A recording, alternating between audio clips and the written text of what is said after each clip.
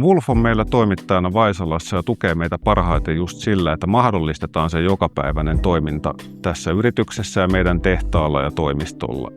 Hei, mä olen Ville Penttilä, olen kategoriamanageri Vaisalalla hankinnoissa, hoidan epäsuorien hankintojen kategoriaa, jossa just huolehditaan kaikesta, mikä liittyy siihen tehtaan toimintaan, mikä menee suoraan sinne komponentteihin. Vaisala on jo 90-vuotias suomalainen yhtiö, joka valmistaa ja kehittää laitteita sekä järjestelmiä teollisuuden sekä ympäristön mittaamiseen.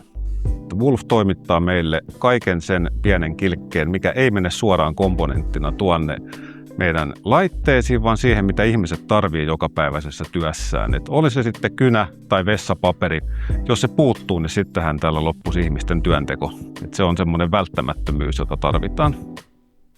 Wolf on toiminut Vaisalassa ainakin 20 vuotta, ja siinä aikana se on huomattu, että kun mitä pitempään tämä yhteistyö on jatkunut, niin sitä paremmin taas Wolf tuntee talon ja pystyy toimimaan itsenäisesti. Yksi Vaisalan tärkeimpiä arvoja on just tämä vastuullisuus, ja se on meillä ihan korkeinta johtoa myöten, niin sitä me seurataan.